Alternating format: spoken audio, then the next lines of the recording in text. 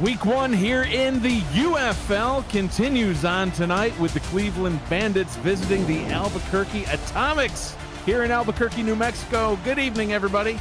I am Mike Daggs, and alongside me in the booth is Gerald Smith back at UFL HQ. Cameron Irvine on production. He is our AI expert for this game, and we'll see him throughout the broadcast. I hope you're all enjoying Week 1 here in the UFL. Gerald, how are you doing tonight?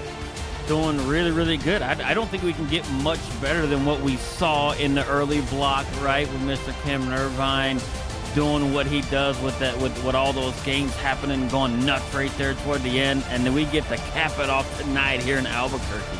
Can't wait. Looking forward to it, and we'll get this one started in just a minute. Players are down on the field and ready to get this one going. Cleveland will kick this one off first, and Albuquerque, the Atomics themselves, will take a knee in the end zone and start with the football on offense. Dennis Tolbert is the quarterback, and he will start at his own 25-yard line, and Tolbert's going to throw on the first play of scrimmage. Has 3 business days in the pocket to throw that one. Gets it completed to John Denham, and he steps out of bounds as we take a look at the starting offense for the Atomics.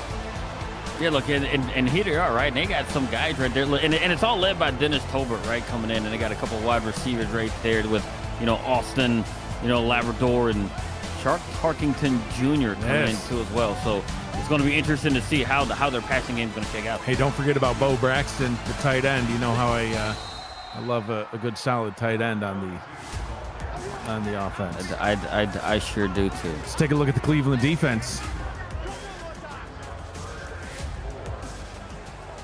Good solid group of guys. It'll be interesting to see how this season plays out. Both these teams making their regular season debut here in the inaugural season of the UFL, but a storied history dating back many years for these teams throughout UFL history, and now brought to life for the masses here on the Virtual Football Network.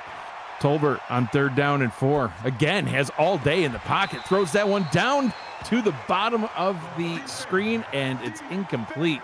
Was trying to get that one to Austin Labrador, and pass is broken up. Yeah, look, and he actually had all the time in the world. The offensive line did really, really good, and I would have liked to see him step up in the pocket right there to kind of maybe, draw some attention from the linebackers or corners or safety, right? Get him looking to get a guy open, but it's not something he chose to do. Threw it in there, and the ball got knocked down, and here it is. I mean, it's a very, very quick 3-and-out. I mean, he caught that one, but was up near the sideline. Oh, I guess maybe it moved as he was falling out of bounds, but they rule it incomplete. So punt goes back to about the 17-yard line, and that's where Cleveland will start off on offense tonight. Isaac Covert is the quarterback in the shotgun on 1st down. He's going to hand this one off. Running is Jaden Swift, the tailback. I like that delayed handoff right there, right? Trying to spread out the defense a little bit, somewhat of a delayed handoff. And Swift was able to, get him something, almost like some sort of a little counter as well. 2nd down and 4. Swift takes the ball again, brings it for about a 3-yard gain. You've seen Covert, you've seen Swift. Let's take a look at the rest of the Cleveland Bandits offense. Offensive lineman Ezra Swift at center. There you see Jaden Swift right there, number 24 in the middle. Yeah, and that's going to be really, really huge, right, for them. You got Swift, running the ball, and then you got Ezra right there at center, right, hopefully clearing the way. And you got Cash Carter as one of the wide receivers as well. 3rd and 1, they go back down to Swift. Swift picks up the 1st down and more. He's able to get up to about the 35-yard line, moves the chains for Cleveland. 16 yards on 3 rushes so far in this one. Yeah, we're going to see how well they handle, playing on the road right here, right? So, and, they've already done something Albuquerque hasn't done on this very, very young season, which is pick up a 1st down. And they're doing pretty good. I think they're pretty good, blocking up front right there with the tight end, actually still on the edge right there with the, unclaimed guy in Carrick Randall. So, somebody's got to claim that tight end. An unclaimed tight end, that's like a foster child that needs a home. Let's take a look at the starting defense for the Atomics. anchored by Brick Novocaine. Look at the beast in the middle there. Look, I tell you what, with a name like Brick Novocaine, you know, and he's out of Buffalo State. That's what's up. 6'3", 326. You know, at defensive tackle. So it's going to be something, you know, to watch right there and see how this offensive line, he might be matched up with Ezra Swift, you know, fairly often. We're going to see. It's going to be a fun battle throughout the night as that run up the middle picks up about half of what is needed. 3rd down and 5. Yeah, Brick Novocaine. He was Broderick Kane. He was bigger than most kids his age. And when his mother turned him loose on the football field to keep him out of trouble in the streets, he took to it like a duck to water. We'll talk more about Brick Novocaine throughout the night. Looking forward to that. Covert on 3rd down. Throws over the middle and picks up the 1st down to about midfield. And that's how you move the chains. Brennan Lovelock with the catch. Yeah, maybe he's got a little bit of hair. He got some locks of love happening there. But look, he found himself wide open. I don't know if it's a breakdown in coverage right there, but a very, very good route run by him. Being able to come off the edge. He was somewhat, you know, up on the top portion of your screen if you look at it, and he was able to kind of come back in right there and wide open, and Covert definitely didn't miss him. Brick Novocaine lined up across from the right guard right now. Being actually, wow, deep pass is incomplete. Novocaine was being blocked quite well.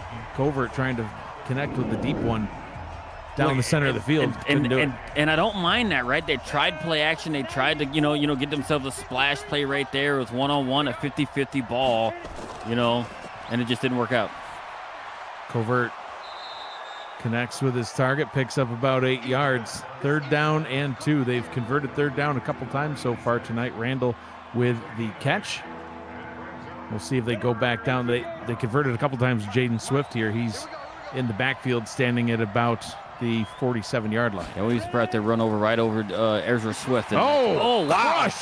Crushed in the middle. Oh, wasn't that something right there? Harris with the stop. He had somewhat of a running lane right there, but they're able to kind of seal it. I kind of figured they was going to run right off of the behind of Ezra Swift right there, being able to get in. But wow, coming off of a block there and being able to, you know, hit him at the line of scrimmage and maybe even a tackle for loss, and they're punting. They're punting, and they're at the. I don't know. I would have. Yeah, they're at the Atomics 38-yard line, and that's, you know, 38. When you're at your opponent's 38-yard line, nice punt here, downed inside the 10. You know, when you're already all the way up there, it's obviously still pretty far field goal range, about a 50-yarder from there. But do you just go for it? Yeah, because you, I think if you actually have, you know, Jaden Swift and the type of center you have, and they had everything they needed except they missed one particular block at the second level and allowed those defenders to get in. I don't know if you make that mistake a second time, and I think you go ahead and try it right there. But, you know, Cleveland thought otherwise. So the Atomics will go to the ground.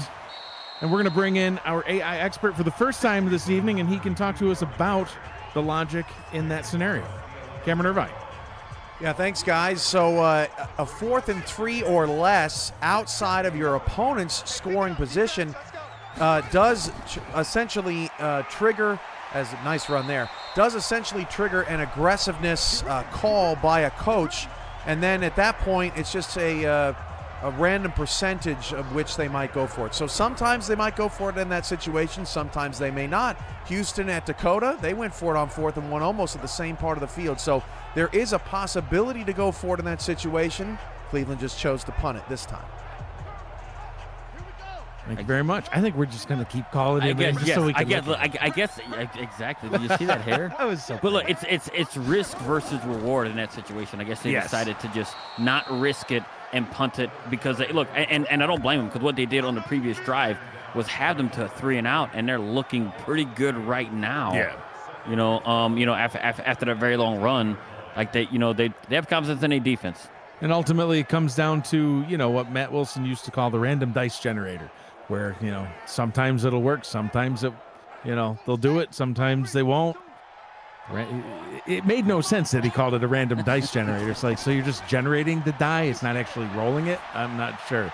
Tolbert checks this one down, gets it to Denham. He'll pick up a little bit. Third down and 7. You can tell Denham is a guy that's probably fairly-ish new, right? Kind of coming in because the play action, he missed his play action, and he had his quarterback left out to dry. It fooled no one.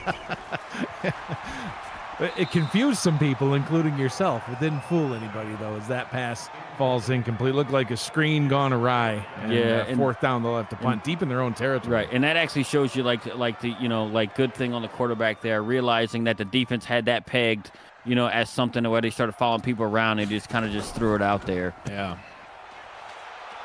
He who chooses to throw it away lives to fight another day, I guess. Yeah, beautiful punt, but kind of outkicked his coverage. Nice return up to about the 26, 27-yard line is Cameron, not Irvine. Just sad. Cameron. Cameron. I wonder if there's somebody who's ever named that Cameron. It'd be kind of mean if they did. Isaac Covert brings his offense back out onto the field for the second time tonight. First drive looked pretty good, and a lot of it was on the legs of this man, Jaden Swift. He's only got 23 rushing yards, but it really feels like he's carried the team so far as Brick Novocaine gets the tackle. Yeah, Brick actually kind of shoulder checked him right there, right off the line, and he's starting to get himself involved on the defensive side. On 5 wide, Covert fumbles the football. Who's going to get it? A sea of humanity. And that one is ultimately recovered by who? It's the Atomics covered it. They recovered it, I do believe. Let's get another look at the replay. Yeah, Brick was in there too, kind of in that whole mix, and I can't see the scrum. Wow. I do believe the Atomics got the ball back. And it was almost kicked around. It was almost something similar to like almost a butt fumble type situation where he bumped into his own guy a little bit and just lost control of the ball. It happens. Well, Dennis Tolbert now brings his offense back out there for the Atomics in good starting field position. Throws down to the bottom of the screen, gets that completion. That one is hauled in for good yardage. Austin Labrador with the completion moves the chains for the Atomics. Yeah, Labrador getting his first catch of the season, right, for about 11 yards. So it's really good. It seemed like this is what they needed. Tolbert. Oh my God, what a perfect wide throw. Open to the end zone. Touchdown Atomics, and they score first. And I seen it right there, right? McDowell coming right across the deal, and he left his guy covering him in the dust. I saw him got out there, and they had somewhat of a zone, and there was such a space there. Gave the quarterback just enough time in Tolbert to just loft it right up, hit him in stride, and it was going right in. And we get this second look right here from the pylon cam after they get their first touchdown of this very, very young season. Atomics at home take the lead. Trey McDowell only 5'11", but what he lacks in height, he makes up for in speed. To your point, Gerald, absolutely torched his defender. Left him in the dust and into the end zone. Would you like a player like that? You can claim him. He's available. I might need to. I want to be Trey McDowell. Don't be hating on Whisker. Look, he had a bad game for the Claws. Whisker had a terrible game. I'm gonna have to talk with him and but look, I gotta give credit to the defense, and they just beat the crap.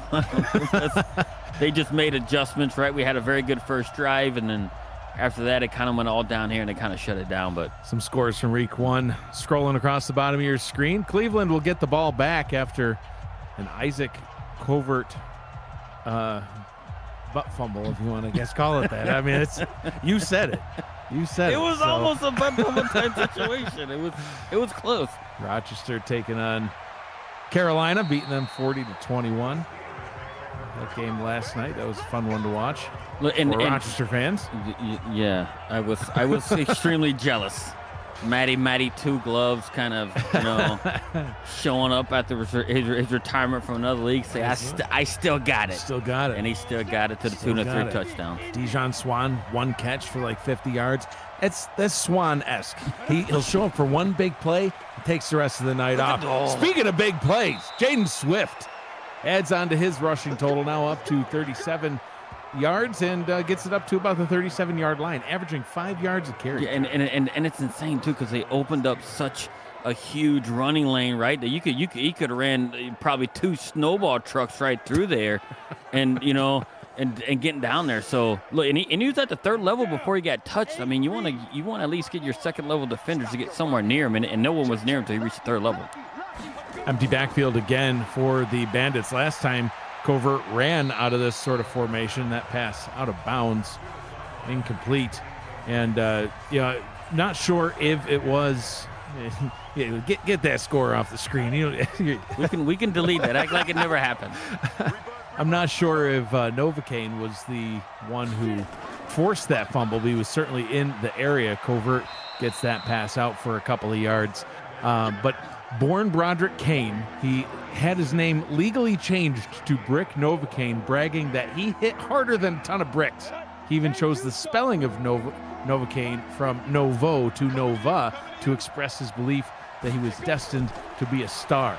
So this is a guy who's got quite a story, quite a background, just beat the double team and got right there in Covert's face. Covert able to still complete the pass over the middle for a good gain. 3rd reception of the ball game now.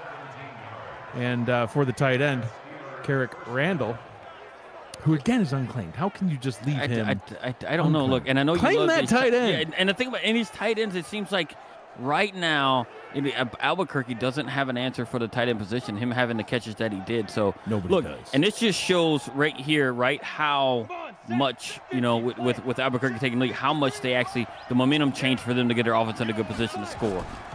Got down now to the. Now, look where they are right now, Gerald. Right back to the 38-yard line of the Atomics. This is where their 2 drives ago stalled out, and they chose to punt from here based off of the coach's decision. Now it's 2nd down and 7, so a lot that can happen here. Got to try to make something of this drive. First 2 did not quite go well.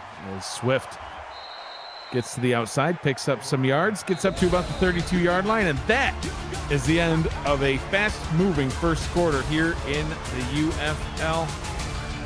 Nothing for the Bandits, 7 for the Atomics. You're watching the UFL on the Virtual Football Network. I'm Mike Daggs. He's Gerald Smith. Cameron Irvine back at UFL HQ. Covert over the middle. That one is a nice wide open target. Evan Hill, 6'1" receiver, gets the catch.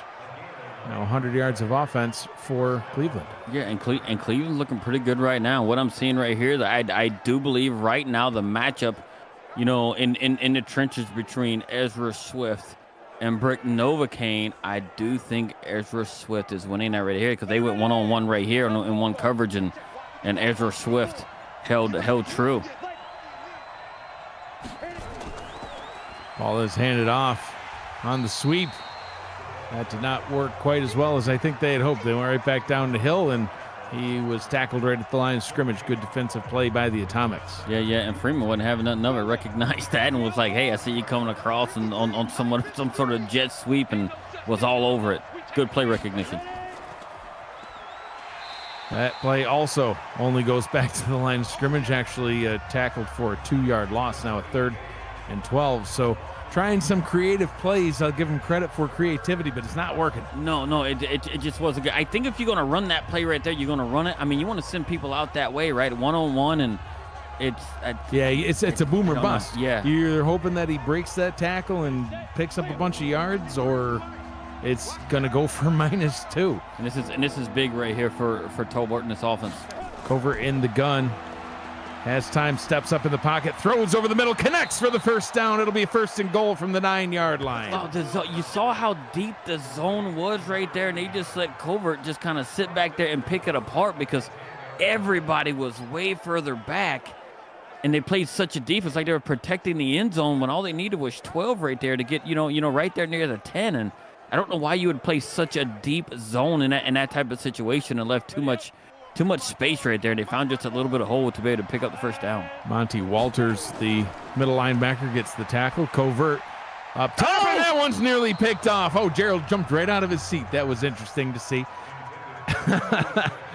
Rayshawn Favors almost had himself a pick 6, Gerald. Man, that just I almost had a heart attack right I then. saw it, which made me almost have a heart attack, and that would have been bad for the broadcast.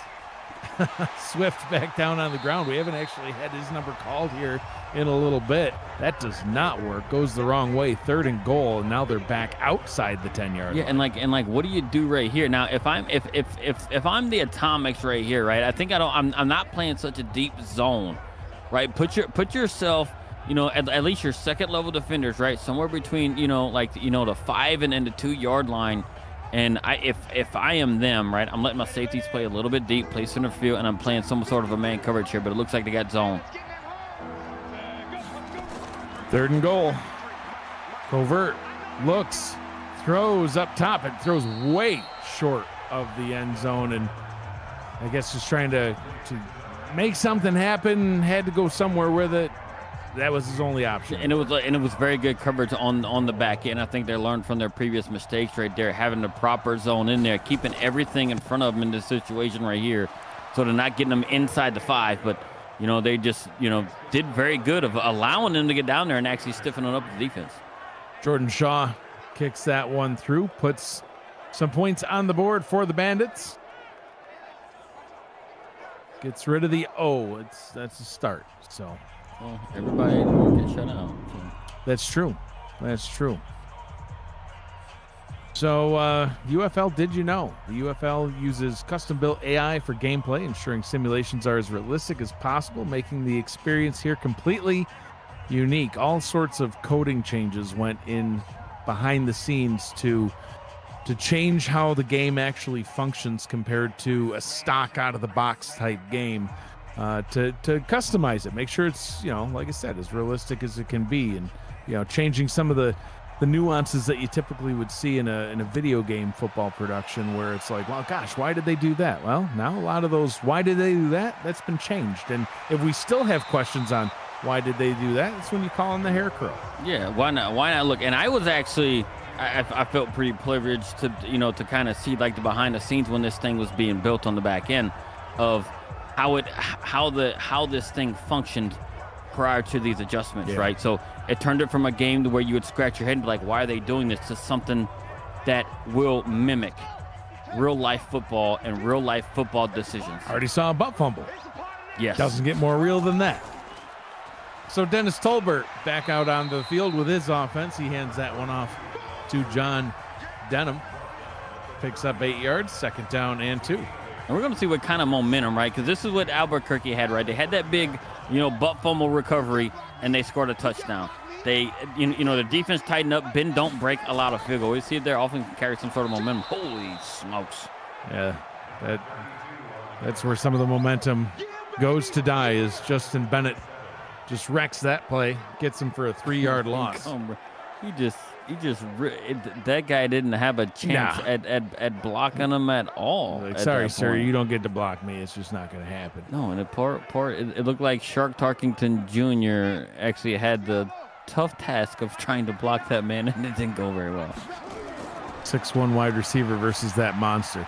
Colbert up top, and that one you got to bring that in. Yeah, it's incomplete. When it hits your receiver in the hands, you got to catch it, especially when you're number 1 on the depth chart. Austin Labrador with a drop and a quick 3 and out.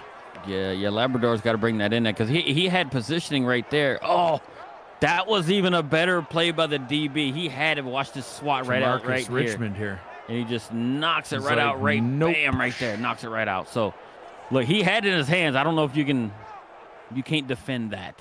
Got to hold on, man. So that's your job. Yeah, I couldn't do it. Well, no, neither could I, but that's why we're up here in the booth just saying what we should be seeing. Oh, look at this nice punt. A good curve on that punt, and rolls out of bounds at about the 8-yard line. So Cleveland backed way up to start this possession. They spotted to 8. That's a very good punt. Now Cleveland's got one thing Albuquerque is doing. They're actually putting it, Cleveland in a tough spot here to actually try to go the length of the field, to try and take the lead. And this is gutsy right here, I think. Yeah, coming out in the gun, backed up to your own 8. Covert. Oh, he was getting ready to uncork one, and he gets ripped down to the turf. That one just goes for a sack. Trayshawn Harris with the big play. I really thought once he got hit, I thought the ball may have been coming out right there. I fully expected to come out, but you know what? He's like, I'm not running to nobody's behind, so I'm going to hold on to it this time. Man, looked like Covert was about to uncork that for 80 yards. He's like, I'm just going to heave this thing down the field. I don't know how the ball I don't know how it got knocked down. I don't know, but I'm disappointed. I wanted to see that one fly. I was waiting for him, like, oh, here we go. Now we're in a more classic running look as they go back down to Jaden Swift. Tries to spin past the defender and absolutely well defended. That was an excellent open field tackle because I do believe if Jaden Swift gets by that, he's probably getting to midfield at worst because I don't think he had very many people behind him at that point. So 3rd down and 10 at risk of a quick 3-and-out of their own. Pass up the right side, wide open receiver, catches it and steps out of bounds. Gets the first down. Evan Hill with his 3rd reception on the night. Like, how do you let him get that wide open right there? It's like, who has that responsibility? So it's like, man, they were more concerned with playing the flats, and they let him get to 15 yards deep. You talk about the hole in the zone. I mean, that was a crater in the zone. And then it makes you wonder too, like where's Brick, right? Like, with all that time they have, I mean, Brick's got to somehow start working a little more. Yeah, he's got to start applying some pressure. He's been actually defended very well by this offensive line tonight, other than potentially causing that fumble earlier. Again, we know he was in the area of it. Certainly helped apply the pressure, otherwise, he's been getting stood up all night by this offensive line. Poll in the chat: which team impressed you the most in their Week 1 blowout win? Rochester, Minnesota, Los Angeles, or Miami? Just don't choose Miami. I already feel bad enough about it. Well, I didn't. I chose Rochester because I have a vested interest in such things. I'm not gonna lie, but Miami did blow us out. It got ugly. The claws. It's the claw. Covert on 3rd and 10 over the middle. And it's broken up. Now it's picked off. Picked off on the bounce. That one was intended for Bradley Edwards. It looks like it got kicked around and then picked off by Alan Flanagan. Yeah, look, and he had it in his hands, as we see right here. It looked like he had it. Then he got hit, and it bounced off his knee, and then the defender hit it. And oh my God, like he kicked it. It came off his leg, and the defender kicked it to his teammate. Favors kicked it up to him. Hey, I can't catch this, but there you go, you get it. Why not? Talk about an assist right there, but this is another turnover by this Atomics defense. Now, can their offense cash in similar to what they did last time whenever they was able to pick up the phone? But they're getting the ball again off of a turnover in Cleveland territory. Still up 4 points. Tolbert coming out firing. It just fires right past his receiver. Was not quite ready for that one. Pass is incomplete. Is that one of those situations where it was too easy that it just turned into something extremely difficult and it failed? Yep. That's what it looked like to me. I think he got a little too excited that his receiver was as open as he was. That time he's able to connect with his target, Austin Labrador, with the 2nd catch of the ball game. That one good for about 10 yards, bringing him up to about 21 yards on the night. Officially 22. Yeah, and he's just, and that was a great throw, great route run. Found a hole right in the zone, right in the middle of the field. And they're attacking. They're having success in the middle of the field right now. Tolbert over the middle. Right like you just called it. Another completion straight over the middle there. Dennis Tolbert, the quarterback for Albuquerque. He's always enjoyed sports in general, especially simulation leagues. He's using his given name as a tribute to his dad, who passed away in 2022. He was Dennis Jr.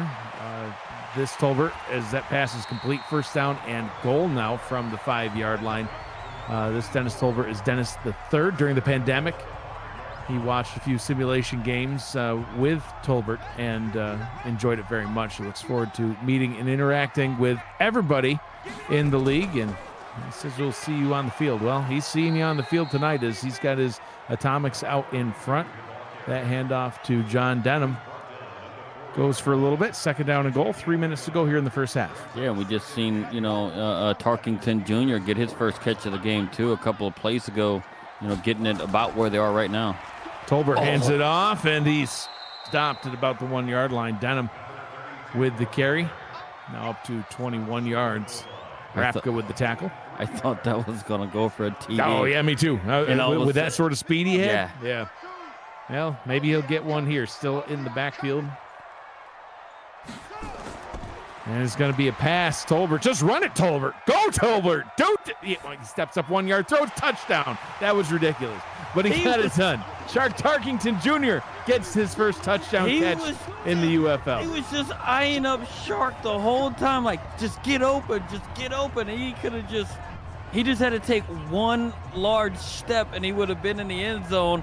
But you know what he did? He brought himself up, like I mentioned earlier in the game, got himself up to kind of draw that coverage to him, was able to just dump it off to Tarkington Jr. right there.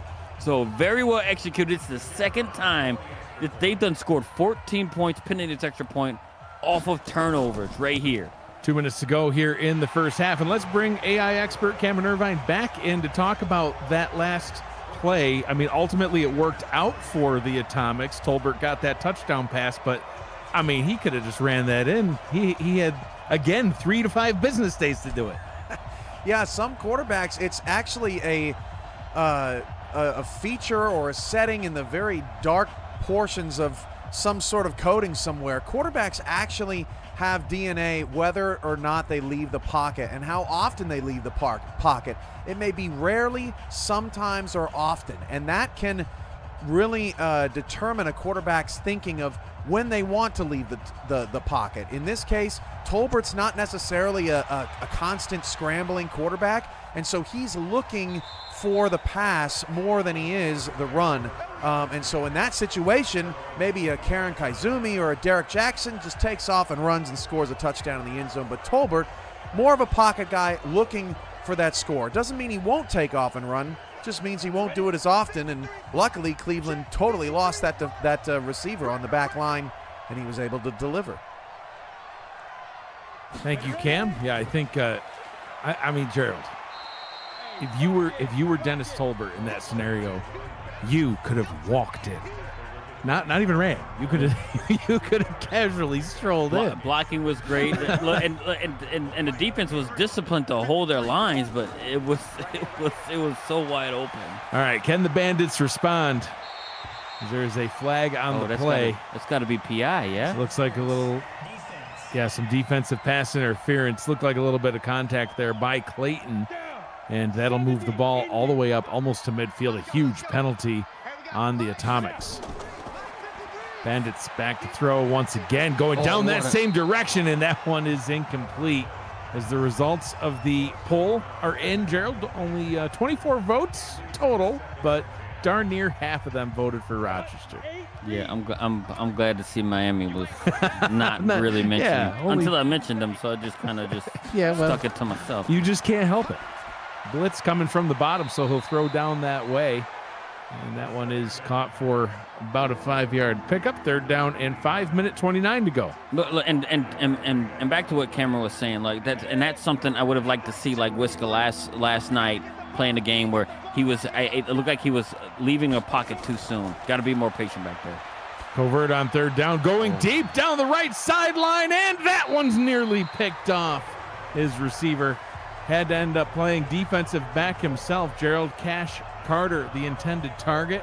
He's able to break that pass up, but let's get another look at it. Yeah, actually felt like he had a guy running across at about 1 yard before the yard marker, running right across his face. He went for the home run ball, the 50-50 ball, and actually overthrew his actually wide receiver and almost got picked. But I mean, at this stage, when you're struggling to get momentum, I do think you want to dump that off and pick up what you can, just to reset the downs to keep this thing going. But they just went for the home run ball for whatever reason.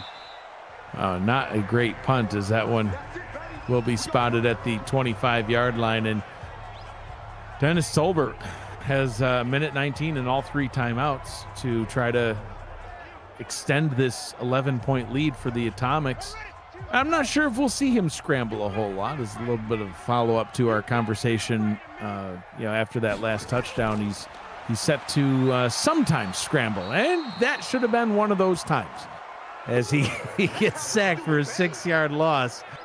Big defensive play there by big number 92, Carlos Berry. Yeah, and he just came in there and was able to beat somewhat of a double team. Looked like they were double teaming at first, and the the center thought, hey, look, I think you got him, Mr. Guard person, and allowed him to just pass right through.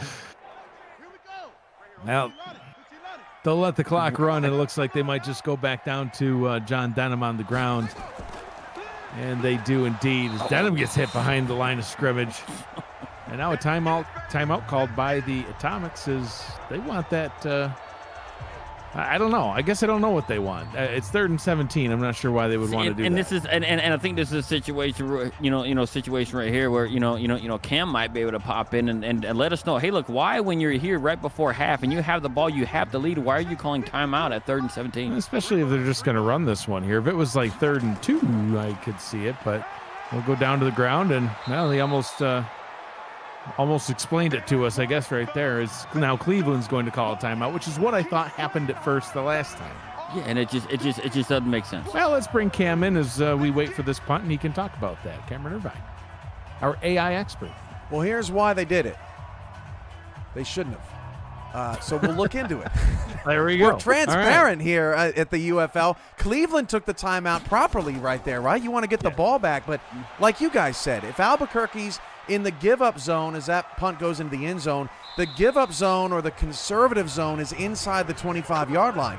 That's where Albuquerque was. So I was surprised just as much as you guys were that they decided to call that timeout inside that conservative zone. So that's just another tweak we'll look at. And as mentioned earlier tonight, if you're an Ultimate subscriber, you'll get kind of that code and that rundown of the adjustments that we make. But Cleveland good, Albuquerque not so good.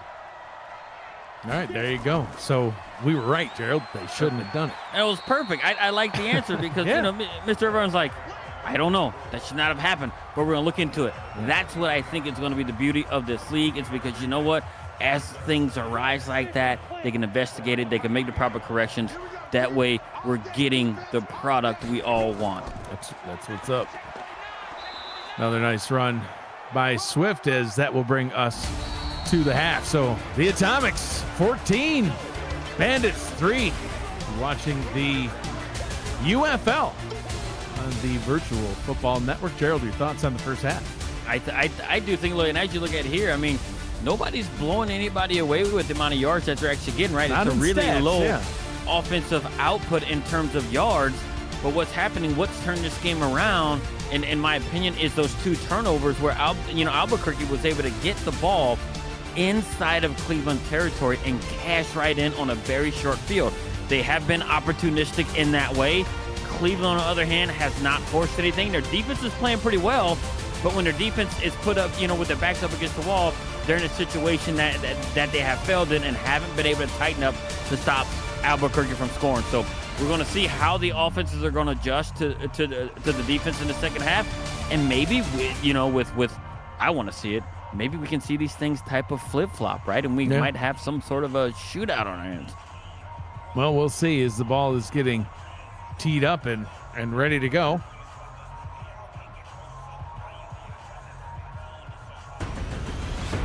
This presentation of the UFL is intended for the private use of our audience. Any accounts or descriptions of the game without the express written consent of the league office is prohibited.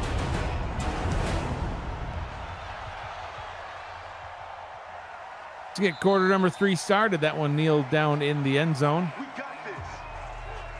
And the Bandits will get their first crack at it here in the second half. The first half did not go in their favor. We had the butt fumble.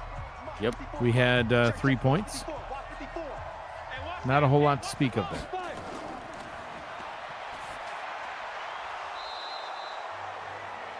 First down pass, good for about a gain of 8. And that's a very, very good first down play right there, I think, right? I think they need to establish something, especially on offense, right? Because they have struggled, right, to actually get themselves.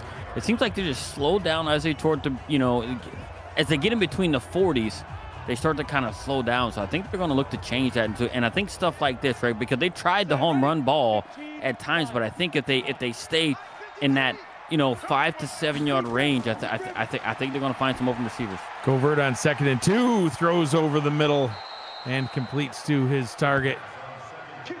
Kyron Mumford, the tight end, gets a big first down catch. Look, and both of these teams right here are finding a lot of success right over the middle. And that's a huge, hole in the zone. There wasn't any defender within 10 yards of him right there. I mean, and that's just simple pitch and catch right there from from the quarterback to the tight end. And Covert seems like he's coming out firing, and they decide to kind of flip this right here, and they're coming out and loaded wide receiver sets. Covert on first down has time, goes down to the left, and a jumping catch is made. Gets that one complete to Evan Hill. He's had a busy night, 5 catches, 65 yards, and tight coverage on that one. He's still able to pull it in. And watch him climb the ladder a little bit, right? High point that ball, and it was put in a spot where only, Hill can get it or no one was going to get it. So, look, and they're actually driving themselves down the field. This is only the 4th play of this drive. They're already inside the opponent's 30. Yeah, one-on-one with the 5'9" Raphael Freeman. I'll take that matchup all day long. Covert back at the 35-yard line of the Atomics has all day, and another wide open target is able to stop before going out of bounds, turn upfield, get some more yards. The other tight end, Carrick Randall. Look, and look at it right there. He actually has 6 catches right here as he does some sort of a fencing type move after he gets this right here. But the linebacker just lost him right there, right? And number 54 just lost him, and Monte Walters just lost him somehow and left him wide open. Why? Because the offensive line gave Covert a ton of time to throw the ball, and why not stick with it? This is what got you down here. It's working. Keep throwing it. Yeah, no, they're going to go against everything that you just said, and they're going to hand it off to Jaden Swift just because they wanted to go against you specifically. Yeah, why not? I mean, if they want to win, they would maybe listen to me. They picked up 3. But no, look, and that was a good change of pace. But Albuquerque was ready for it. I think they anticipated that. Second down and look 7. At look at this! Oh, he gets tripped up and tackled from behind, short of the line to gain. Oh, he had a clear shot at the end zone and got tripped. Look, I felt like I needed to, have my parade of snowball truck pass right through that because I thought that was it. But he had tripped over his own offensive lineman's feet. It was insane. Yeah, I was waiting for the flag on the tripping penalty, but like you said, he tripped on his own guy. That one is broken up. Pass right over the middle, and on 3rd down and 1, they throw and can't get it. What a missed opportunity, right? And Swift missing his opportunity. You can't trip over your own teammates' feet. You're a running back. You're used to running in traffic, and we almost get a pick right there. Yeah, Thomas swatting that one down. With this, they're going to go for it here. Oh, we got to get some only down by this. 11, and from the 2, they're going to go for it. 4th down and 1 here from the 2-yard line. Empty backfield, Covert throws end zone, and it's incomplete. Turnover on downs. Wow. I myself have to go with Cameron Irvine. Why at this point, when you can actually put yourself in a situation to close it with a field goal, because it's almost a shoo-in right here at the field goal, when you can kick that field goal and make it a 1-score game and tempt that at that point, right? At that point, if you make the field goal, you're down 8 points. So maybe we get some explanation from Mr. Cameron Irvine. Let's bring in the AI expert himself, Cameron Irvine, to explain that one. So this is one of those hindsight 2020 situations for Cleveland, because if they score a touchdown there, it's a 4-point game and they're right back in it. They have all the momentum, but they didn't. Now, as to why they passed instead of run, 4th and short offense has a variety of different plays there. Now, motioning the back out of the backfield and shotgun, that's a difficult call for Cleveland, but the question remains, what play would they call if they were down there again? Maybe it's something better, as they really got a safety there, but that is a rough break for Cleveland there at the end. The 4th down logic goes right back to what we talked about earlier, 4th and 3 less, RNG, right? Going aggressive, going conservative, what's the call? But in both situations tonight for Cleveland, it has not worked out. All right, there you go. And yeah, they almost were able to get a couple of points there, Gerald. And maybe that's what they're thinking. Hey, look, we trust our defense because so far Albuquerque has not moved the ball very much on them offensively unless they get the ball in their own territory. Look at this. Oh, and wow. The defense absolutely swarms, tackled right back at the line of scrimmage again. In fact, a 1-yard TFL, his second of the ball game. Getting 2 TFLs now is strong safety Carrick Carillion.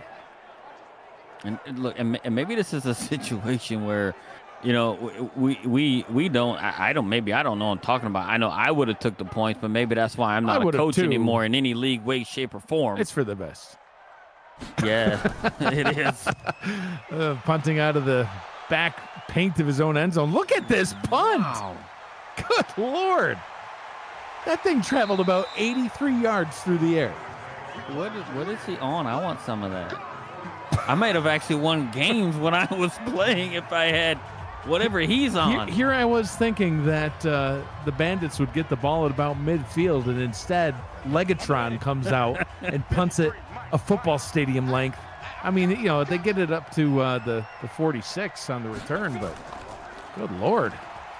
Play action, covert, throws, flag on the play. We'll see what the call is. That a hold? Yes, I seen it. Come on. You can't have that happen right there. It's like, you know, I'm gonna look at a second monitor as this play's going on, and he held him, tackled him. Quick pass down to the bottom. I've seen them try that a couple times tonight, Gerald. That one did not work either. Lovelock gets the catch, but now it's second down and 23 yards. Yeah, and I don't understand like where they're looking at with some of the decisions they've actually made. But look, I mean, credit to Albuquerque, right? They're actually making some of the plays to be able to shut them down, and they have been. But to your point that you made earlier, Albuquerque really hasn't been able to move the ball a whole lot. In comparison, Cleveland's got over 200 yards. Albuquerque just barely over 100. But yet the points speaks a whole different story, and so far this drive's going completely the wrong direction. Yeah, 3rd and 26. This is 3rd and like a country mile. Like, I don't understand like what they're doing. Look, and look what got them down the field, right? Where Covert, he's throwing to you know Evan Hill, and he's throwing to Randall, you know, and they're finding open spaces. But here you are in such a long situation that you haven't actually moved the ball, and what has been successful for you, right? I mean, nothing against Jaden Swift or anything else, but they just haven't had a whole lot of success recently running the ball. So at their own 30-yard line, they need to get the ball all the way to about the 45 of Albuquerque to get the first down. Oh, he's going to go for a lot more than that. Passing downfield, jumping, and it's incomplete. Double coverage, but he nearly was able to haul that one in, Gerald. Climbing the ladder, Carrick Randall can't get it, though. 4th down. I think this is the 3rd or 4th time. I mean, you see Covert go for the huge money ball. Oh, he had it, too. And the thing is, Randall had it in his hands, and it got knocked out. Very, very good defender. Look at the size play difference. Right here. He's got a whole head taller than both of them. And he had positioning. I got to ask this man after the game. See, if he played basketball, he freaking boxed him out like he was a basketball player looking for a rebound. Now, let's see how Cleveland's punter does. Caleb Austin on to punt now for Cleveland. And I think the wind definitely is affecting these punts tonight, as that one doesn't go nearly as far as Legatron's punt going the other direction. I'm Mike Dykes. He's Gerald Smith. Thanks for joining us this evening here for Albuquerque's home opener, Week 1 UFL action. Cleveland Bandits at Albuquerque Atomics here on the UFL and the Virtual Football Network. Albuquerque out in front 14-3. Oh, they're going to just keep on going as they just throw a dart over the middle. Tolbert with the nice throw to Labrador. He gets the catch, gets the first down. And I think that's what they needed doing, right? You saw, you know, Tolbert reached the end of his drop, and actually the ball came out right when Labrador broke off of it right there and being able to do it, right? So you got to be able to do it. Look, and this is an opportunity for Albuquerque. I do think right here to kind of, I mean, like, I know we're still in the 3rd quarter, but kind of like start to put the game away if they can go down there and actually do it. Yeah. Oh, what's wrong with him? Is he hurt or is he crying? I don't know what's going on. I think he's just looking up at the scoreboard and thinking about what could have been if it wasn't for a few plays. It just didn't go their way. And look at that, breaking down the sideline. Labrador with the big catch.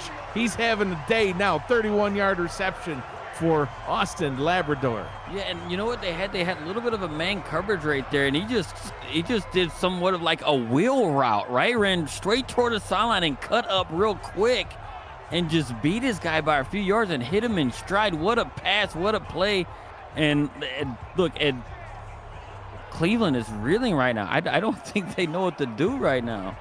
And he's beside himself. Yeah. He's like, I should have thrown a better pass on 4th and 1 at the inside the 2. Yeah, and I've been wanting to go back to that decision and talk about that some more too, as we see Denham run it and get tackled behind the line of scrimmage. Ramos Lynn in the chat says, I don't hate them going for it. I don't hate them going for it, but the field goal makes it a one-score ball game. You know, you're only down 14-3. You kick that field goal, it's an 8-point game. You're just a touchdown and 2-point conversion away from tying by going for it, and you don't get it. Now it's still a 2-score game. That whole drive, they got all the way to, listen, they punted when they were at the Albuquerque 38 on their first drive. They could have done something there. And now they get all the way down to the 2 and get nothing to show for it. And now look, now Albuquerque's moving down the field. See, and that was the thing, and they had that 4th and 1, right, when they were actually on the 38-yard line as well, right? So they actually had a 4th and very short. They decided to punt it, and then on the opposite, I mean, it may have been to be able to try a field goal. I don't know, but it could come back to haunt them. Tolbert to throw. Hit as he releases, gets the pass out complete, gets up to the 19-yard line, short of the line to gain, but now well within field goal range, 4th down and 4. And here we go. Now they're going to be able to probably put a field goal on the board, and they'll be up 2 full touchdowns. Yeah, look, and it was, I don't know, man. I think they let the momentum slip away because they could get the momentum like Cam said. Hey, they scored a touchdown in that moment, right? And that really 4th and short, they get all the momentum. I think it was a high-risk, high-reward type of situation, right? But it failed miserably. Field goal try is up, and it is through. 17-3 now. Albuquerque out in front here at home in this one. Next week, UFL action shifts to Monday and Tuesday night from 7 to 10 p.m. Eastern. Stay tuned for the voting. An announcement of Primetime flexes the UFL lives on the virtual football network. Another cool part about this league is the fans get to decide, which games they're going to have full screen called by a primetime crew. I wish my team would get primetime, but it's okay. You know what I did? The clause based on that performance? Yeah, we won't pick. But look, I tell you what, you know what I did? I actually had like the yesterday I had like the multi-box up, but on my phone, I actually took the actual feed and then blew it up full because you can zoom in on a YouTube on your phone, and I was just watching the Claws game. Cam was still going nuts about everything. He'd come to us and say, yeah, the Claws are failing miserably. And I was like, I want to mute you, but his voice is so exciting and infectious. It is, but there's several viewing options. You have the quad screen where you can watch 3 games at once, and every once in a while you get the cam up, and it's all such a beautiful production. But you can also watch, if you want to watch your game quietly, if you're sick of Cam telling you how bad the Claws are doing, you can pull up a separate feed of just that game full screen with no commentary. Yeah, but I have to have Cam's voice in my ear. I'm just reminding you. It's a great thing. Like I just can't. I don't know. It's to me for simulation. Look, I will say this for simulation sports. Yeah. The voice of Cameron Irvine is something that, in my mind, will always be. It's like the Mike Tirico a part of simulation football. If there's a voice to be had, a leadership type voice in the whole sim football realm, it's him.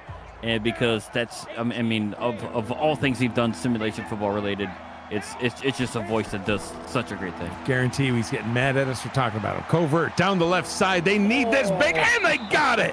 Catch it midfield. That was a huge play, Gerald. Brennan Lovelock gets the catch. They needed that bad. It was 3rd and 11. And he actually high pointed right there, right? And they haven't been very good on 3rd down so far today. He went up and threw it. Look, and he had to make somewhat of an adjustment. He had to high point it because he didn't know where it was going to go. really where the defender was, but he made an adjustment on it to bring it down. And being able to pull it down before the defender could swat it out. Watch this.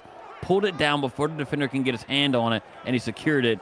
Was able to get his team in a very, very good position now. This is probably, other than their last drive where they failed, one of the, better things that they've had go on. Let's see if they can keep it going. Covert standing back in the pocket, pressure on his way, going deep down the field, wide open, the end zone, touchdown. Nobody was on Jaden Swift, and he's in for 6. Like, how do you let the running back run right out of the backfield? And this is what they needed to get themselves back into the game. Covert has been looking for the long ball all game long. He was uncovered. Everybody was chasing him. Nobody followed Swift. Guy, and I don't understand how you can let that happen. You've been playing such good defense all game long, and and this is the thing, with Cleveland stuck to it, they've been taking shot after shot downfield, hoping for that big splash play, and they got one right there. They've been dedicated to what they want, and they got it. Now they're right back in it. They are right back in it indeed. I mean, it's been a 2-score ball game for a while now. And I thought it went from bad to worse when Albuquerque was able to get that last field goal on the board and make it 17-3. Just like that, 17-7. Minute 11 to go here in the third quarter. Still plenty of football left. And, 1-score ball game. You and I have called a lot of games together. And prior to that, you were our stats guy when I was calling games with Matt Wilson. In all of those games, all of them, I have never seen a receiver that open. I don't think I've ever seen one that and we've seen a lot, even Matt himself, load up and get ready to throw a bomb. And I don't think they've ever been like that open. Hit him in stride. It was that, I'm not gonna lie, that was kind of a thing of beauty. Now, one thing I'm interested in, right? Because we've seen Cameron Irvine, hey, behind the scenes, he's talking about some attendance of the games and how home field advantage could be a thing. How does a play like that, when seemingly momentum a big play like that is a momentum changing type play, like how is that going to affect like the home crowd and everything else in there? Because I know that's something that could potentially affect the game, and I don't know if he wants to speak on it, but I think that's something, a part of the game that maybe not a lot of people really know about. Right, yeah, 42,071 people in attendance tonight for this one, and to your point, attendance can also affect a team's improvement, and that's demoralizing play for the players and the fans when your opponent comes into your home stadium and just absolutely uncorks a deep one. The Black Sphinx in the chat says, when we'll be able to make the players our own. How's today sound? Go to UFL.football. That's YOUFL.football. Claim your player. There is the link on the screen, and you can join the team of your choice. All you got to do is you click claim a player.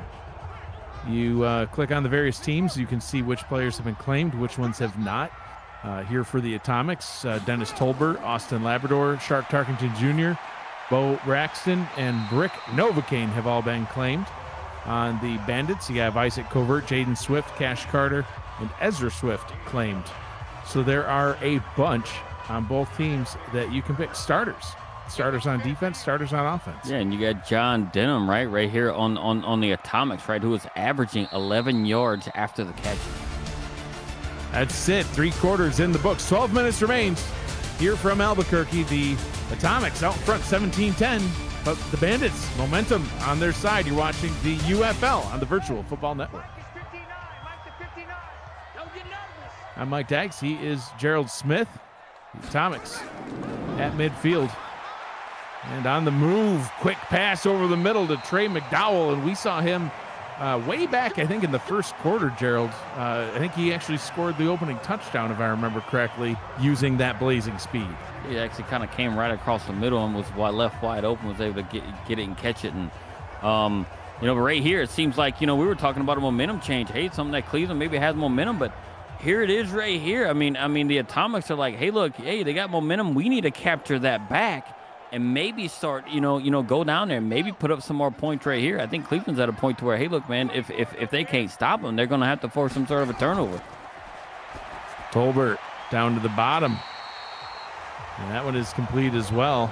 Austin Labrador, he had a quiet start to the game, Gerald. I think he had at one point there was 3 targets that went his way. He had 1 catch for 11 yards, and now you see his stats up at the top: 5 catches, 84 yards. He's doing quite well for the 5-season vet. Yeah, he's doing really good. Oh, fake jet sweep. If they would have gave Labrador a jet sweep, he would have been gone. Oh yeah, oh yeah. Richmond with the tackle, 2nd down and 10, and you know, mentioned momentum a few times now. Thought maybe that deep pass would get some momentum going the Bandits' way, but I don't know. The Atomics, dangerous play. Hit as he throws, gets it off, gets it complete. But the Atomics, they're down in scoring range again, Gerald. 3rd down and 7, but even if they get no more yards, relatively chip shot field goal for a UFL kicker, and it would be back to a 2-score game. I mean, because Denham has had such a great, like at the first contact, there it is. And he won't see. He's not going to get the 1st down, but it almost doesn't even matter. Obviously, you'd love to bleed more time off the clock. You'd love to get a touchdown. But again, field goal makes it a 2-score game. Here in the 4th quarter, 2-score game makes a big difference. Right. Look, and I was thinking about the same thing because Denham has had, I seen a graphic pop up earlier, average 11 yards after first contact. So I'm not mad at that play. But it gets him in a situation to get here and get more points on the board to increase it to a 2-score lead. 22-10 now, back to his 2-score game. Like you said, the Atomics have been out in front all game long. You know, they scored the opening touchdown, and you know, now back to a 2-score lead. Let's bring Cameron Irvine, our AI expert, back in to talk about momentum and how it affects the teams and the gameplay. Yeah, so there's momentum in this game. In fact, the version of this game that was released a couple years after this version showed you the momentum on the scoreboard. You could actually see it shifting. And essentially, that wasn't anything new. It was just something new that they were displaying. So we know the momentum's in the game. We know it can have an effect. But since Albuquerque had so much momentum before that big-time play, maybe it just shifted back to even.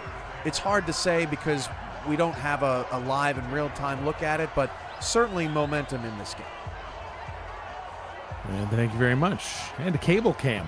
We have a cable cam and a cam. Yeah, we got cams all over the place. We got a pylon cam. Cam on the wall. We got a picture of Cam on the wall. Good luck charm for every. That's why we always have excellent broadcasts. He's watching over us. We got to be on a straight and narrow. Yeah. Anytime I start to make a snarky comment, he's looking over your shoulder at me, and it's like, well, behave. Oh, that's how you truck a guy. Garrett Randall, he's been doing a great job, Gerald. I mean, you know, he's had a couple of plays where I'm sure he wants those back, that deep pass that would have set them up in scoring range that he wasn't able to haul in. But otherwise, he's been getting some good catches tonight, good yards, and now he's just playing like a power runner. Look, and and they're gonna need things like that from their offense to be able to get themselves kind of back in the game as time's starting to run down. If they can somehow replicate what they did the last drive and somehow find themselves open. But I just, letting a running back go out there and be wide open, like last drive, I don't think we're going to see that again. I think, Albuquerque is going to be on top of it, but Cleveland's got to do something. Covert to throw. Able to throw that one down to the bottom and just, I don't know if he overthrew his target there or what exactly happened, but that pass incomplete. 3rd down and 7. And, getting back to that momentum discussion, big play, big drive by the Bandits. Were the Atomics really phased? Nah, they went right down the field, got their field goal. And now 3rd down and 7 for the Bandits. Deep pass down the right side, and that one went straight into the bench. 4th down and 8 minutes to go, 2-score ball game. What do they do here? Yeah, I think they're gonna punt it here. I don't think he'd do anything else, but I do think right there you actually had a receiver in Cash Carter, which we haven't seen really much of other than called his name yet, and he was just severely overthrown. I think he called it once, but yeah, he had an opportunity and Covert just missed. And now the Atomics take over at their own 42-yard line and at risk of going back down the field and getting even more points. Dennis Tolbert's updated numbers, 15 to 20, 176 yards, 2 touchdowns, no picks. having a clean, efficient game. Yeah, look, and they came to play, right? The game at home, and you know, and like Cameron was saying, look, I mean, they've been having the momentum all game with the turnovers and everything else that they've had. So, you know, they haven't been. I don't think they've been in a stress situation at all as a team this game. You know, with Albuquerque, I think they've been in really comfortable situations, and Cleveland has gotten themselves in really tough situations, stressful situations. So I think, you know, the Atomics are pretty much more relaxed in what they have going on and how the game flow has gone for them. 6 tackles now on the day. You see another one here. The defense has been playing really well. You know, we talked about that earlier on, how the Atomics really offensively weren't moving the ball very well. And, yeah, obviously they're putting points on the board. They've got 20 on the board now. But defense has done well for the Bandits in this one. They just see if they can get a good third down stop here. They cannot, and that's been the problem. They've had some good plays, and then they have things like that where it's like, wow, that's quite the hole in that zone. Yep, and you got yourself in a situation. I mean, Shark Tarkington comes up with his 3rd catch of the day right here. He just finds himself open, and you know what's impressive is Tolbert, his poise back there, and just being able to sit back there. I mean, we've seen it on the touchdown pass earlier that was inside the 5. He's really calm and patient back there, really confident in his offensive linemen and trusting his wide receivers. Once their routes mature, he's actually going to find someone open. So in my opinion, this would be one of the quarterbacks to keep an eye on right now because he'd be really efficient. Tolbert standing like a statue, throws the ball, finds his target, connects inside the red zone. And Shark Tarkington gets another catch, another first down. Albuquerque scoring position again. Yeah, and they're actually starting to seemingly take over the game the way the offense is going, especially in the passing game, because and maybe the defense is getting tired at this point too, right? Because they just can't hold up because they've done so well early on in the game. Being able to hold them back from doing these long drives, but now they're just running out of. This is how you do that. Yeah, exactly, and that's the thing. Good play there by the Atomics offense. We've seen that same play designed by the Bandits twice in this game, and both times it went for a loss. That screen pass, a little bit different design, and it just works a lot better. Yep. And you know something interesting? They're actually finding these claimed players on the offense. Tolbert over the middle on yet another crossing route. Trey McDowell, the old little speedster, sets him up with a 1st and goal from the 2. Look, and they're finding they're really good receivers, right? Tolbert is finding guys, like Labrador and Tarkington right on these drives to be able to get themselves in there. Ball is handed off, diving into the end zone. Denham with the touchdown, and Albuquerque running away with this one. Yeah, and it was too easy. Denham showing it. Hey, look, this is our home opener, and we seemingly going to take it home right here in this inaugural season for these squads right here on the Virtual Football Network. But look, they came to play and actually showed up in the second half, right? They've only surrendered an actual touchdown in the second half at defensive Albuquerque, and they've actually driven down the field and showed that, hey, look, we don't need a short field to be able to score touchdowns anymore or even points. We can drive, sustain longer drives and put points on the board. Extra point is up and good, 27-10. Albuquerque now out in front. A little more than halfway through quarter number 4. For UFL schedules, standings, stats, rankings, and more, visit the league website at UFL.football. That's YOUFL.football and claim your player today. You can help your favorite team succeed there too by just being a fan and declaring your fandom. UFL.football, that's the place to go. And if Eric Vincent gets his way, everybody that goes to that link will click on Rochester and select every last player that's unclaimed. You guys probably have the most claimed players in the league. Because we're the best, man. I mean, historically, it doesn't say so, but it's a new era. It's a new era, so I can't say a whole new world. Listen, there's no super chance. Why are we singing? Don't do that. Mike Dykes, Cheryl Smith. apologize that you had to listen to my saying. Actually, I thought, you know what? I take it back. It was I think good. that was, yeah, it was pretty very good. It was very good. we didn't get to harmonize in a while, so we gotta. The man band needs to release our first hit signal. We'll get there. We'll get there. Covert. He's got to do something with it. He's going to take off. He'll pick up about 5 yards. They mark him with 4. Second down and 6. And look, I would like them to see a little bit more tempo. Here it is in no huddle, right? We just see it pop up right here. Unique rules of the UFL on the screen for you. Covert throwing deep down the left side, has the target complete and out of bounds. That will stop the clock with 4:46 to go. And that was the third look. And I'm not gonna lie, like outside of his pass to Jaden Swift for the touchdown, the bomb, that was probably one of his more impressive passes he's actually had all night. Eric Vincent just added his dad as his second claimed player as well. So even more claimed players for Rochester. Get them while they're hot. Might have to beef up the claws somehow. Covert going for it all. Climbing the ladder and incomplete. Almost had that one. Bradley Edwards, the intended target. He's only 6'1", but he looked about 8 foot tall, but couldn't catch the ball. Like if he would have hit him actually running, right, I think it was a little bit short. He jumped up for it, let him a little bit more, hit him in stride. I think he had the touchdown. Covert, quick pass, gets the catch, gets the first down. Does he? We'll see if they give him forward momentum. No, they'll say 3rd down and inches. Wow.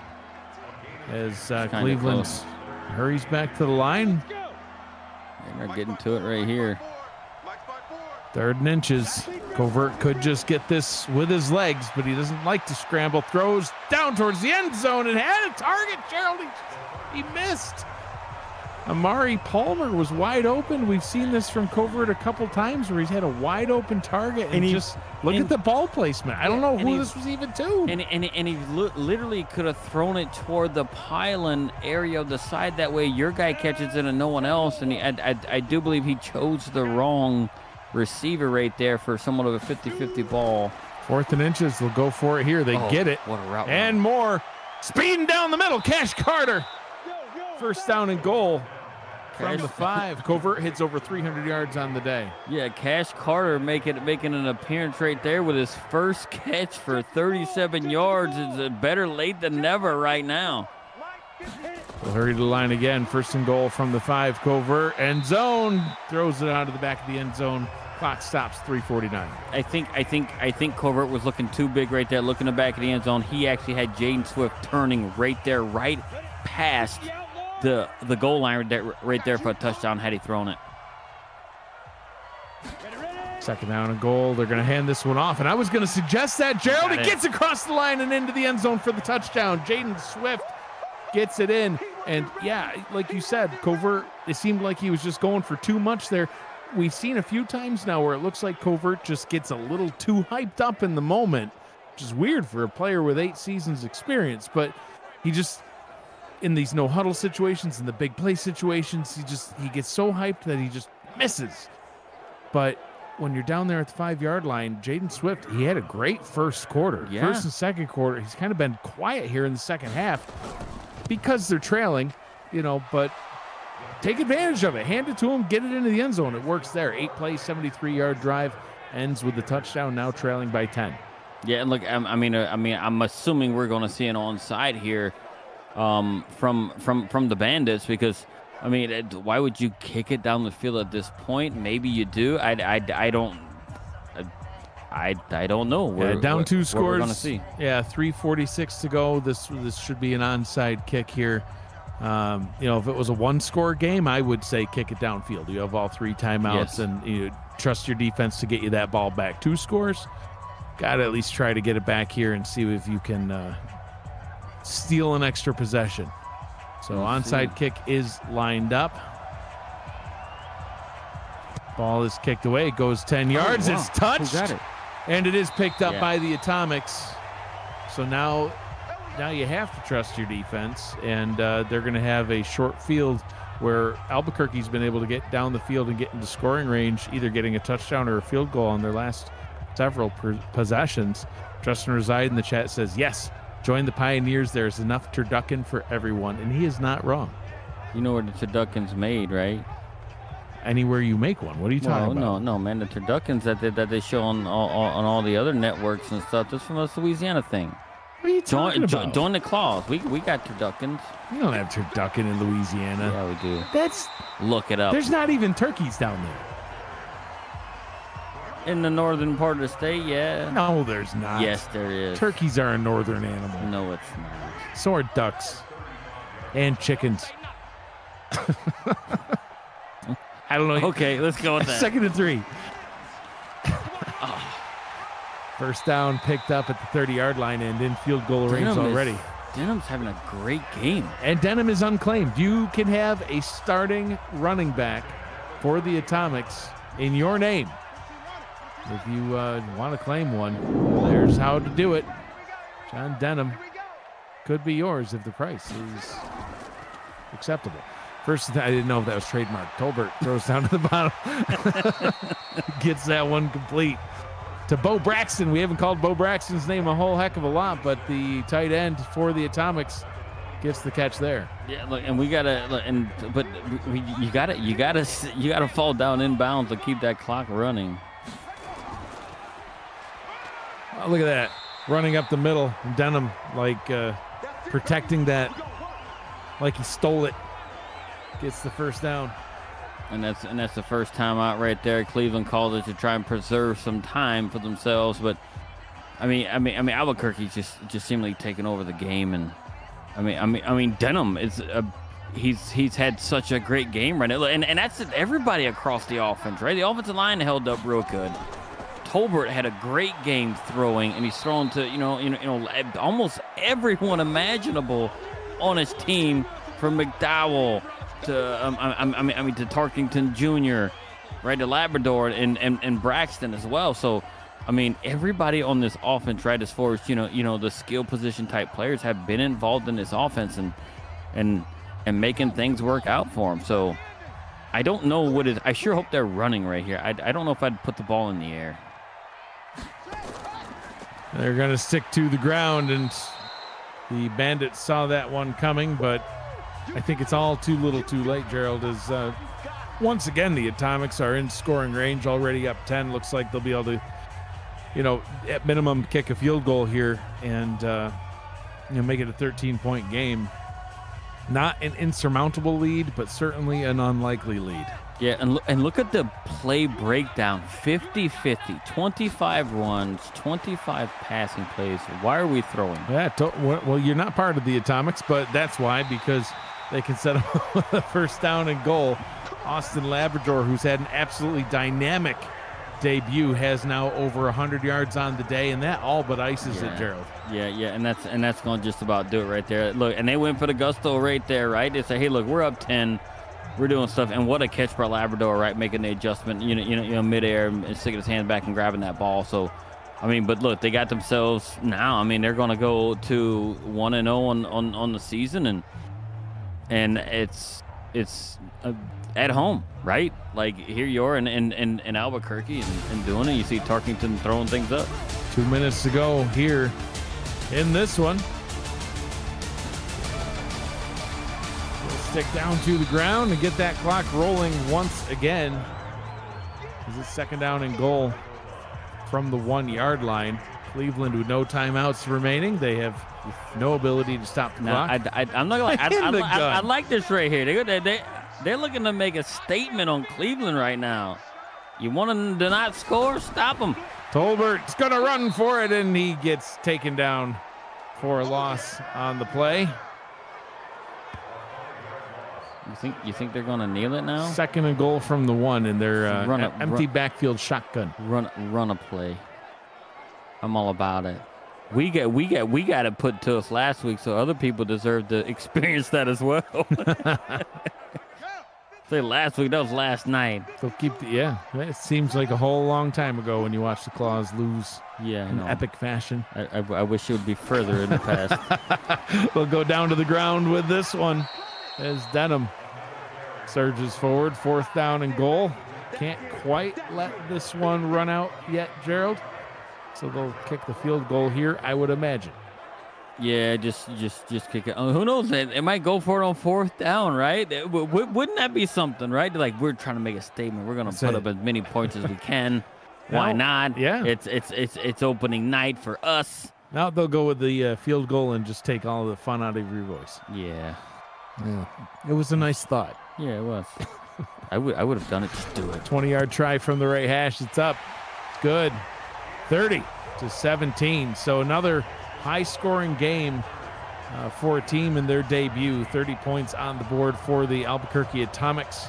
And Cleveland, they never led in this game, but they were close throughout most of the game. A 1-score game for a good portion of it, a 2-score game for probably about half. Now it's a little bit out of hand. It's still just a 2-score game technically. It's 13-point game, right? If my maths is mathing, but 1 or 2 score game, they'll have theirs going for them. Isaac Covert looked good. Jaden Swift looked really well. Cash Carter, I mean, when he had his opportunity, he did well. He's got to maybe get some more opportunities. And this whole defense wide open for the claiming if somebody wants to become part of Cleveland royalty. And they played pretty well in the first half as well. So look, and I got to give it to I do think that it could have been a different game, but we had the something's along the lines of a butt fumble that actually kick-started the momentum. Then they had a pick, and then before you know it, it's actually 14-3, and they lost a lot of momentum. Isaac Covert deep down the field for the final play of the ball game, and it falls harmlessly to the turf, and that is your final. Albuquerque's going to get the win 30-17 in their home opener. And Gerald, your final thoughts on this one? I think it was a thing where Albuquerque just kind of weathered the storm a little bit, right? Played good defense and got opportunistic with the defensive turnovers they got, and directly turned them into points. And that got them enough momentum to get themselves comfortable. And plus, guess what? The Bandits never put the Atomics in any situation for them to be stressed in any way, shape, or form. So it allowed them to be relaxed and actually do that stuff. And it actually showed the way Tolbert was able actually to play the game, how relaxed he was in the pocket to make some, plays like he did. So, and to me, I mean, that's the difference in the game. The turnovers and the composure of this Albuquerque team. Yeah, great first week of action here in the UFL in the inaugural season. Great game here tonight too, as we see some of the final stats in this one. Roll through them. Albuquerque, you can see every single quarter they scored, Gerald. 2 scores here finally in the 4th quarter, and that really was the difference in this one, as they were able to just constantly stay out in front of Cleveland. Albuquerque looking like a real complete team. The Bandits, they're looking pretty solid as well. Just some opportunities, like you said, that just didn't go their way. If those plays had each gone a little bit differently, a whole different outcome for them in this one. So looking forward to seeing both of these teams and how they progress throughout the season. Long season with a lot of games, 32 teams in this league, lots of great action to come here on the Virtual Football Network. Appreciate you all joining us tonight. For Gerald Smith and Cameron Irvine, I'm Mike Daggs. Thanks for joining us. Be kind to one another. Always choose happy. Have a great night. We will see you next time.